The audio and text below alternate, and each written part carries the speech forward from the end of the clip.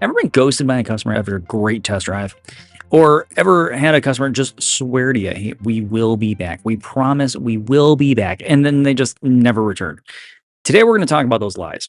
Not the malicious ones, the human ones. Because when customers lie, they're telling you something real, and you just need to know how to listen. This is a tough one for a lot of us because we have it drilled into our head over and over and over that apparently buyers are liars. And this, every time I hear it, and when somebody taught it to me, I damn near almost freaked out. And the reason for this is that people don't naturally lie to you when they're trying to get something done in a nervous state.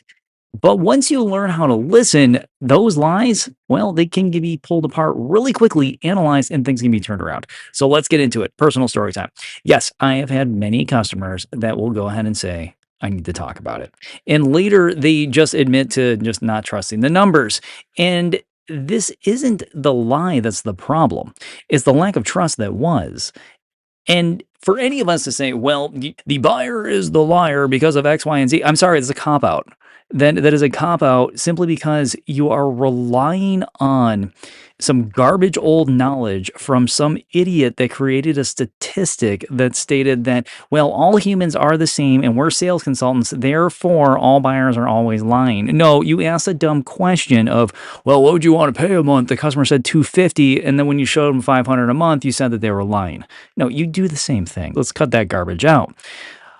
Today's the day for us to put that flag down and start to recognize that when people are talking to us and they are nervous, yeah, they'll say some stuff that is straight up not true, but they're not being malicious. They're trying to find a way in their own brain to be able to reason with us. And we do the same thing. When we go somewhere, we tend to veer away from people that we're just not feeling. That vibe is just off. And with a lot of customers, it tends to be the same. They come in through the front door and they look at us and they put their guard up. And if we are not skilled enough on how to bring that guard down, and we don't have the ability to reason with our own emotions, and we rely on that dumb freaking saying of buyers are liars, you're going to lose. You're going to lose. And as I've mentioned quite a few times over the history of this podcast, is that we are our own worst enemy in many times. The way that we're trained, the way that we operate, the way that we deal with other people is so inhuman that even when you go out to, let's say, buy another vehicle, you don't want to do it. And the reason that you don't want to do it is because you don't want to be dragged through the hell that you know that other sales consultants are trained to do. So let's go through a couple of these lies, quote unquote, and see what they really mean. We're going to start off with a big one here. The "I'm just looking's" out there. This is a reflex objection that comes out of safety, where somebody basically throws out, "Hey, I'm just looking." And this is when they mean that I don't feel comfortable around you. I don't trust that I can explore these things freely. I just kind of want to run around the lot. And this, again, has to be a place where we let the customer know, hey, if you want to walk around out there, that's not a problem. I have 400 plus vehicles. I know them all. Let me help you find the right one that's going to work. And a lot of people won't necessarily buy into that immediately. So you need to start up the conversation as an actual conversation. What's important to you? Why are you driving that thing? And of course, there will always be those people that are like, "No, I'm just looking." They're straight up killing time. It's just what happens. We're a car dealership. That's just what people do sometimes. The next one here. I need to talk to my spouse. This one's straight up escape hatch. This is, I need to go. They're pulling the ripcord. I got to pick my kid up from school in 10 minutes. What's your best price? I've always loved those individuals. Is like, yeah, I know exactly what car you're looking at, exactly the trim that you want. You know what color you want? Oh, you know exactly what color you want too. And, oh, you want it for $350 a month. You want to see if I can get you down the $350 a month on this $85,000 rig. Yeah. Just sit right here and we will call you never. But, we still will have these people come in and they'll go, I only have 10 minutes. defense. And this escape hatch of needing to talk to your spouse or just saying something that we can't refute is the customer basically saying, I need to distance myself from you. I'm feeling pressured. This I need to place some distance. This whole I need to talk to somebody. But this is when we look at the customer and say, hey, I understand. If you're feeling pressured, I'm sorry. This is a car dealership. And for many people, pressure comes on in different ways. Let's go out and take a look at the cars real quick and make sure that this is the right specific one. Because I'd hate for you to go home, talk to your spouse, and then all of a sudden everything falls apart because you didn't take them maybe into consideration enough, or maybe we didn't, or maybe I didn't. Now, the next one here, I'm not buying today. Cool. You're not buying today.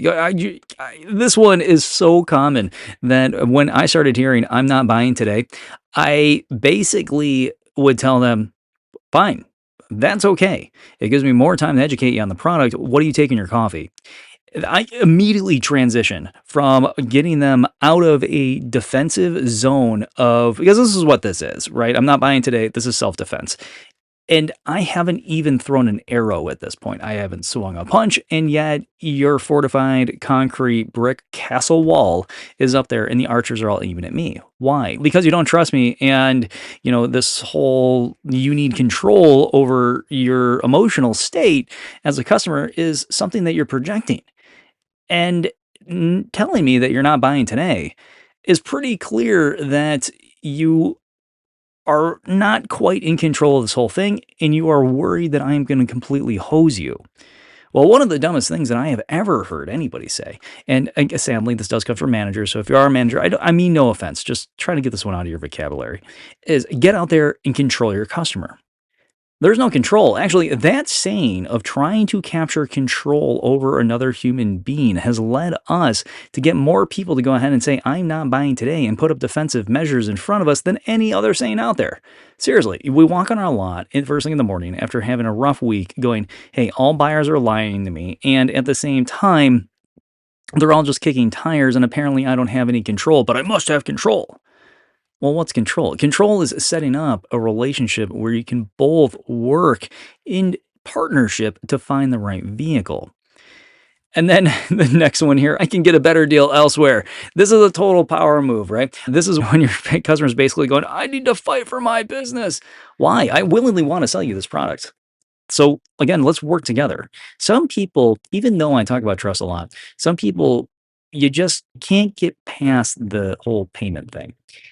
And I'd say that's okay because it's such a small fraction of people that are very much in the area of I want this deal, I want this deal, I want this deal. Remember, and I know you're rolling your eyes at the moment, but remember, most of the time when the customer is wanting a good deal, when they're pushing a good deal, it's because we can't shut up about the deal. Stop. Just take the deal, take the car, take the money, throw that whole conversation on the back burner and commit to 15% of the conversation being about the car. And that's it. The rest about their life. Get them talking about themselves. Because when somebody says, I can get a better deal elsewhere, it forces us to run back to the manager's office and go, hey, I got to discount this thing even more. Nobody wants to freaking discount the car more and pay for the customer to drive away in the car. And I sure as hell don't want the customer fighting me so they can go ahead and drive away in a vehicle that will hopefully put a smile on their face. It just doesn't feel right. So I want to make sure this person's going to be happy.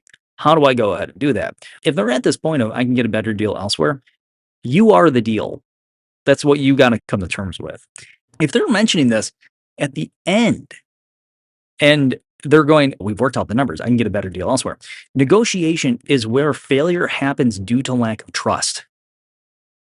That's just what it is. It's incredibly transparent at that point, is that if you don't like me, you will not consider the numbers that I'm putting in front of you. And with a lot of people, the numbers that I'm giving you, you will use as an out simply because I have pressured you to this point. This is where we have to back up. We have to rely on how did I open this thing up? How did I carry that conversation? How did I make it so this person that's in front of me got to this point? Where did I severely screw up to get the customer to go, hey, you know what? The product isn't important. You are not important. The dealership's not important. This moment in my life is not important. Money, money, money, money, money. We don't work like that. If we're motivated and we want something, we go out and we buy it. If you have no restraints, for example, if my amazing wife was not in my life, I know darn well that if I was like, "Hey, you know what? I'm gonna go lease a Lamborghini," I would find a way to go ahead and go lease a Lamborghini. I would be basically broke with anything else for a while, but the thing is that when you allow yourself the freedom to be motivated, all of a sudden the payment doesn't matter. The price doesn't matter. The window sticker doesn't matter because you can't drive a payment. You can't drive the numbers. Those numbers are the things that, yeah, they make you feel bad once a month. But as soon as you get in that vehicle, you put your foot to the throttle, you go to the hardware store and you load it up. You go ahead and you take your kids to soccer practice, and you're the coolest parent that's out there because you have one hell of a badass SUV or minivan, or maybe not a minivan, or whatever it is. The point is that motivations get people to buy, and pressure pushes people away. Now, the last one, the ego shield. I already know everything about this car. This is somebody that's straight up telling you, hey, don't make me feel dumb. Awesome. I don't want to make you feel dumb. Tell me, teach me. The funny thing about the car sales consultants is one of our Achilles heels, and sales consultants in general, at least the good ones, is that we're committed on a path in life of not knowing everything. And that's one of the things that makes life beautiful is there is so little that we actually do know that if we go ahead and walk around the lot as though we know absolutely everything and we are going to prove it, you're going to lose so many deals because of that. Again, like I said in the last podcast, I was a resident know-it-all. I knew all about the cars. I thought stats were important. Turns out, not so much. The person-to-person interaction, that's the important part here. People don't want to be made to feel dumb, right? People want to learn. People love hearing new things, but they also love talking and telling you what they've learned too. So when you hear something like, I already know everything about this car, sweet, man. Tell me, what are they saying online? I mean, you've heard about those problems, right? Oh yeah, yeah. Tell me. I mean, you're here, so it's obviously a topic. So what's up? What have you heard? Well, this, that. Oh, cool. What color you like? Oh, I really like that orange color. Oh, okay. So you are interested in the car and you've done your research, and that's great. Play off of it. It's incredibly common that customers will come in and they'll know more about the vehicle than us. Leverage it. Lies are protection. They're not aggression most of the time. There's not a lot of people that are walking this planet that are going to go ahead and use lies in a malicious way to intentionally harm the hurt person on the other side. Now, yes, I do understand and I know how lies work is that if you want your way, you go ahead and you say it to either get your way or protect yourself in one way or another. I also don't believe that humanity is full of garbage people, even though the news wants to go ahead and tell us on the daily that some dipshit has done something dumb that's hurt a bunch of people. But when we look at our whole population on this planet, the average person wants to be taken care of. They want to smile, they want to have fun, they want to enjoy their life. And we don't all walk this planet going, I want to actually aggressively hurt somebody. And this is why I have always given grace to individuals that have been like, well, all buyers are liars. You can change. You can look at the world a little bit differently and realize that it's not the buyer that's the problem. It's us and the way that we come across. You see, decoding empathy is how we hear the truth in that lie. Because inside of this, it gives us a choice. Once that customer throws that lie out there, good, you saw it. You caught it. Instead of calling them out on it, call them in. Reframe their response to reduce their fear and restore safety to them, restore safety to the conversation. So here's some example. Totally cool to browse. Let me know if I can support that in any way. It is awesome that you're here just even to look. I know it's incredibly important to talk to your significant other when it comes to making these kind of decisions. They're not cheap, and for a lot of people, it's kind of a household thing. So, would you like me to give you a complete breakdown of this vehicle to help you along with? You probably could find a better deal elsewhere. So, let's talk about the things that matter to you and make sure that that match is just right so you don't have to have that be a worry anymore. This is a mindset shift. It allows us as consultants to put on our interpreter hat for just a couple moments when we're listening and reframe what the customer says to bring them back to us and let them know that, hey, I understand you want to run away. But as soon as I go ahead and help you, all of a sudden you start to come back. As a consultant, we're not in a position to be a judge. Remember, they're the ones that have the paycheck. Go ahead. If I'm your consultant, judge me all day long. You have the power to go ahead and do so. But I'm going to try to be that translator and make your time with me as awesome as I possibly can. So you don't have to worry about a lot of the stuff like money. A customer, when they lie to you, this is a smudged message that they're just simply just trying to be heard. And these lies tend to come out of areas of reflex objection of, hey, you want to sign now? Well, I got to talk to my spouse on that. Well, you haven't mentioned your spouse at any point in time up till now. So obviously there's something else going on. So let me make sure that that conversation is going to go over easy, but focus on things like emotional honesty here. But make sure that person that is in front of you knows that you have their best interests, their emotions, their trust all in mind up till this point. But really look at what you've done day to day. Real examples. And I can't reach into your brain and give you the real examples of where you may have rushed it a little bit and just blown the customer off. But hop online. I love perusing Reddit and helping the people out there a bit. But take a look on Reddit, take a look on LinkedIn, and you're going to notice that it has this twist every so often that it's like you have all the building blocks to be amazing. You have all the building blocks to be great. And I do honestly believe that every single person that walks this planet has the ability to have greatness, not bestowed upon them, but have the ability to grab it. Because greatness doesn't come simply just from wishing, it comes from hard work and it comes from moving forward and being smart about your choices. But blowing people off because of what they said, I'm just looking or something along those lines, we got to get real. So sit down when you get to work or whenever you have a chance and just write down 3 lies that you've recently heard from a customer and ruminate on the responses of how you felt, of how you might have come across differently to grab that customer back on in. Because I'm going to say this as honestly as I possibly can. If you are living and dying by the message of buyers or liars, you are leading your life with a mantra that was built out of absolute bullshit. You see, the whole idea of buyers being liars is the fact that they don't buy at that price that they go ahead and they tell us. And they're not buying at the price because, again, the question that you asked was a stupid question. If I asked you how much you would like to spend a month on a vehicle, you tell me 250 a month because it just sounds good, or you simply just don't know. Don't take your knowledge and your intelligence and weigh them against the customer and go, well, they lied to me because they obviously sell cars for the past 15 years, and what they said is clearly not something that they can do. Well, let me fill you in. If you look around online or if you look around that sheet of paper as you're working on it, you're going to find that when people say things like this, you say things like this too. And when you say things like this, look at those feelings. So seriously, sit down, write them out. 3 lies that you either told somebody like a consultant or 3 lies that you heard from somebody. And just how would you reason with those?